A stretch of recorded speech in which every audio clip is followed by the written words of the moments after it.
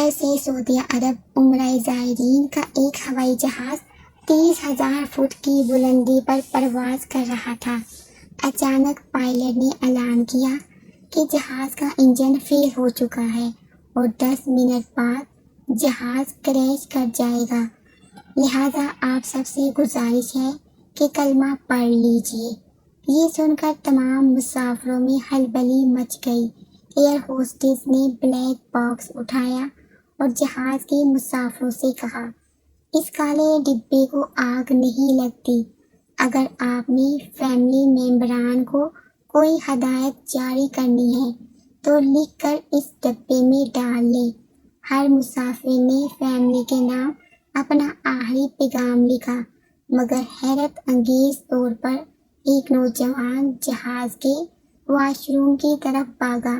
Air hostess حیران ہوئی اس نوجوان کی اس حرکت پر۔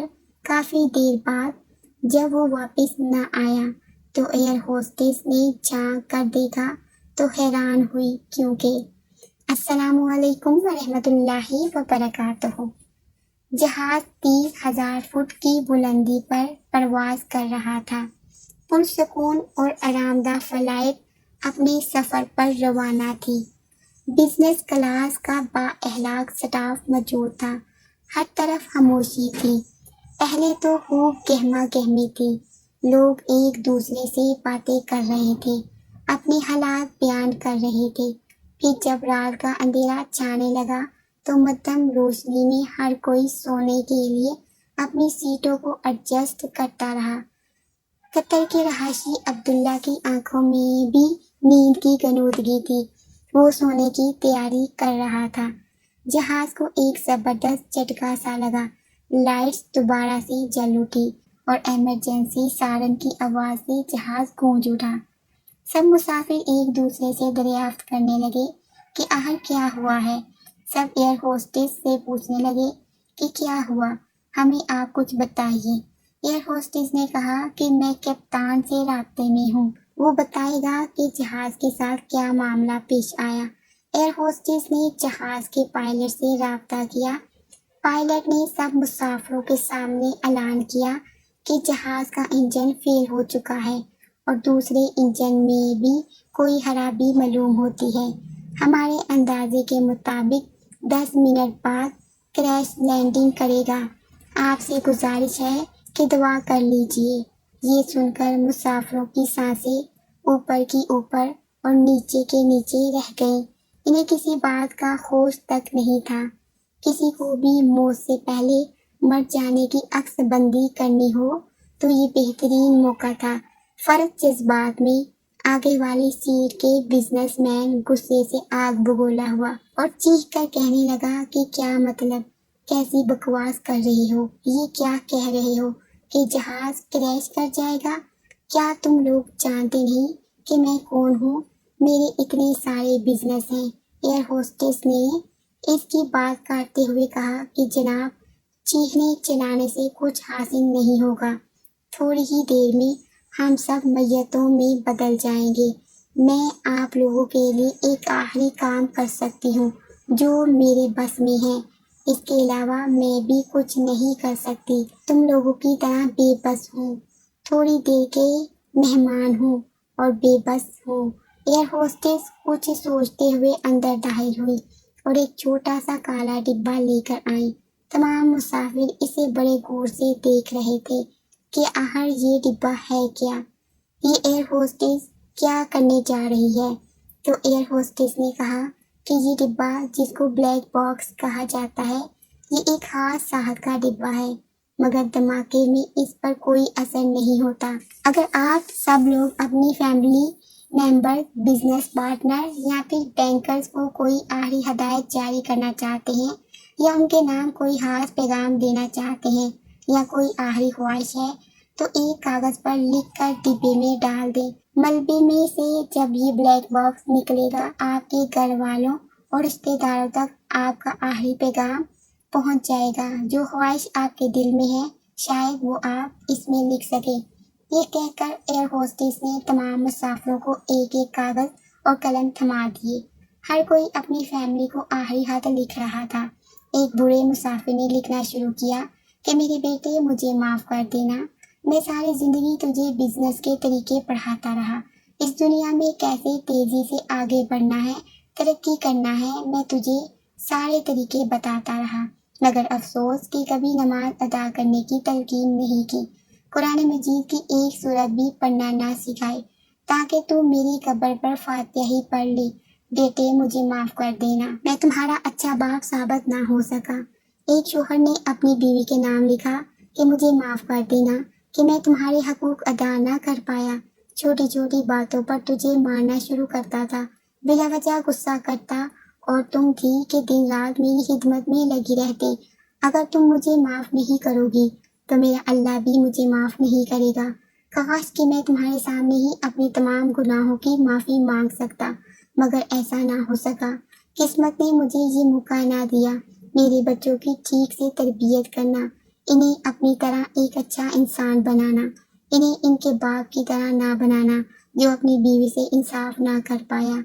تیسری سیٹ پر بیٹھا ایک نوجوان اپنے باپ کے نام خط لکھ رہا تھا، بابا مجھے معاف کر دینا، آپ بار بار مجھے واپس بلاتے تھے، آپ مجھے دیکھنے، مجھے ملنے کے لیے بے قرار تھے، مگر میں نہ آ سکا، مگر جب آج آپ کے لیے میں وطن واپس آ رہا تھا تو مجھے معلوم نہیں تھا کہ یہ میری زندگی کا آخری سفر ہے، میں کبھی بھی اب آپ سے نہیں مل پاؤں گا اور وہ بھی ادھورا سفر ہے، بابا مجھے معاف کر دینا اور میرے لیے مغفرت کی دعا کرنا۔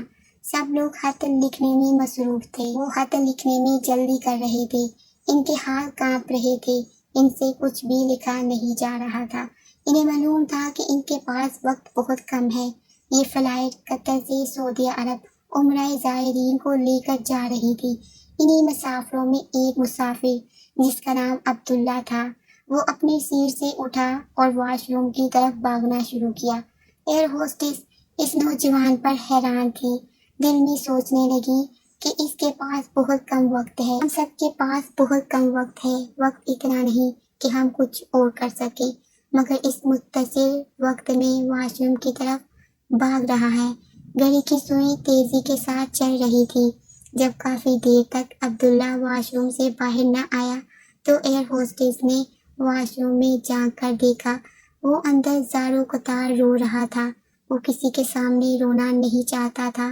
وہ کسی کے سامنے آنسو نہیں بہانا چاہتا تھا، اکیلے میں ہی رونا چاہتا تھا۔ عبداللہ واپس آیا، اپنے آنسو صاف کیے اور اپنی سیٹ پر بیٹھ گیا۔ عبداللہ پہلے تو حیران ہوا کہ کوئی اپنے bank, insurance agents, business partner یا پھر سیاسی لیڈر کو خط کیوں نہیں لکھ رہا، پھر اس نے سوچا کہ ابھی حیران ہونے کا وقت نہیں ہے اور نہ ہی کچھ مزید سوچنے کا وقت ہے، پھر جلدی سے اپنا خط لکھنا شروع کیا، گھڑی پر وقت دیکھا جو جلدی سے گزر رہا تھا، ان تمام اعلانات اور حیرانگی میں 2 منٹ ویسے ہی گزر چکے تھے اور باقی 8 منٹ باقی تھے۔ عبداللہ نے اپنا خط شروع کیا، اے میرے پیارے اللہ، میں اس لمحے صرف آپ کے نام ہی خط لکھنا چاہتا ہوں، ملاقات کا وقت بہت قریب ہے، میں آپ کے پاس آنے والا ہوں۔ ہمارے ہاں یہ رواج پایا جاتا ہے کہ جب کوئی چھوٹا کسی بڑے سے ملنے کے لیے جاتا ہے تو کوئی تحفہ، نذرانہ، کوئی ہدیہ لے کر ضرور جاتا ہے، آپ بڑے ہیں، بے نیاز ہیں، آپ کو کسی ہدیے یا تحفے کی کیا ضرورت، مگر میں بندہ ہونے کی حیثیت سے کچھ تو پیش کروں گا۔ آج اپنی 40 سالہ زندگی کو پیچھے مڑ کر دیکھتا ہوں تو کوئی بھی ایسی چیز نظر نہیں آتی جو آپ کو پیش کر سکوں یا پیش کرنے کے لائق ہو، ساری زندگی یوں ہی ضائع کر دی، دل میں یہ خیال ضرور آتا تھا کہ اللہ کے آگے جھک جا، اس پاک ذات کے آگے سجدہ کر جس نے تجھے پیدا کیا، ان نعمتوں کا شکر ادا کر جو نعمتیں اس نے تجھے عطا کی، مگر شیطان پھر دماغ میں یہ خیال لاتا کہ ابھی بہت وقت پڑا ہے، کوئی روزہ، کوئی نماز، کوئی عبادت، کوئی سجدہ، کچھ بھی اس قابل نہیں، ساری کی ساری زندگی سونے میں گزار دی، 40 میں سے 12 سال تو حقیقتاً سوتا ہی رہا، 10 سال بچپن اور پڑھنے میں گزار دیے، تقریباً 8 سال روزی روٹی کی تلاش میں دیے، باقی چند سال یوں ہی فضول کاموں میں، کبھی کسی کی غیبت میں تو کبھی جھوٹ بولنے میں گزار دیے، آگے سے آگے بڑھنے کے شوق میں۔ کبھی ایسا وقفہ بھی نہیں آیا کہ پیچھے مڑ کر دیکھ سکوں کہ تیرے ساتھ کیا تعلق بنایا، کیسا تعلق بنایا۔ معاشرے کی بھاگ دوڑ میں اپنے آپ پر کام کرنا بھول گیا۔ نمازوں، نوافل، روزوں کی تعداد، حج اور عمرہ، قرآن اور ختم کی گنتی، اور اپنی برائیوں کے حساب و کتاب میں عبادت ہی نہ ہو سکی۔ کبھی نہ ہار ماننے کی عزم میں تیرے سامنے بھی سرنڈر نہ کر سکا۔ اللہ آج تو مجھے بچا لے۔ وہ لمحات جو تیرے ذکر میں گزارنے تھے، وہ ٹی وی ڈراموں اور کھیل کود میں گزار دیے۔ جو تیری یادوں اور دعاؤں میں لگانے چاہیے تھے، وہ فیس بک، سوشل میڈیا میں گزر گئے۔ جو وقت قرآن کی تلاوت اور اس کو سمجھنے میں لگانے تھے، وہ گیم آف تھرون میں کھا گیا۔ کسی کے ساتھ تصویریں تو کبھی کسی کے ساتھ، کس جگہ کا وزٹ تو کبھی کسی جگہ کا وزٹ ہی میں زندگی گزارتا رہا۔ اے اللہ، اے میرے مالک، اس میں سوار تمام بندوں میں فقط میں ہی بدترین مخلوق ہوں تیری، اور تو میرا بہترین خالق۔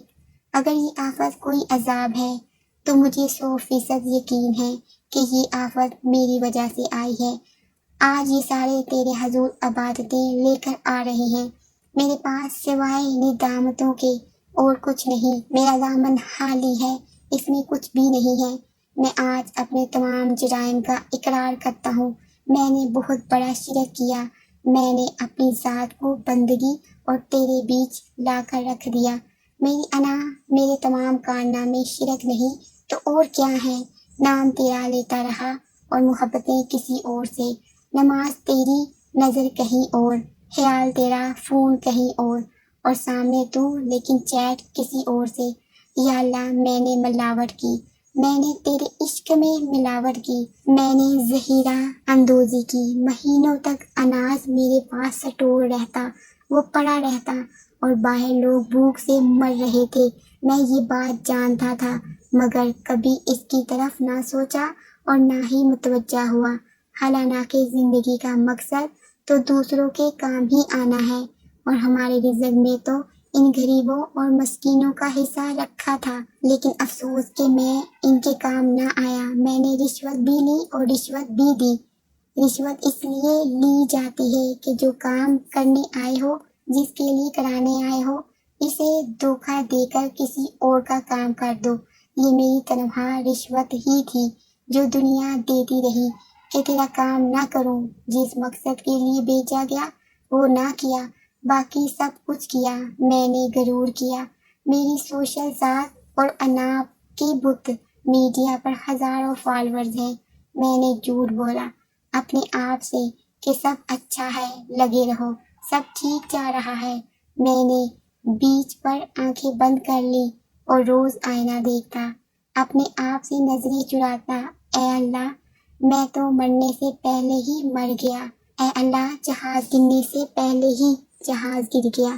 میں نے کتنا گھاٹے کا سودا کیا، تجھے چھوڑ کر دوسروں کو اپنا دوست بنا لیا، ایسے لوگوں کو جو صرف اچھے وقت پر میرے ساتھی تھے اور جب برا وقت آیا تو مجھے چھوڑ کر چلے گئے۔ بے شک تیرا فضل بہت زیادہ ہے۔ بڑوں کی یہی شان ہوتی ہے کہ وہ جب کسی چھوٹے پر اپنی گرفت مضبوط کرتے ہیں اور جب انہیں پتہ چلتا ہے کہ یہ کمزور ہے، مزید گرفت ڈالی تو یہ مر جائے گا، تو وہ چھوڑ دیتے ہیں۔ میں اپنے جرم کا اقرار کرتا ہوں، تیری رحمت سے بڑھ کر کوئی چیز نہیں۔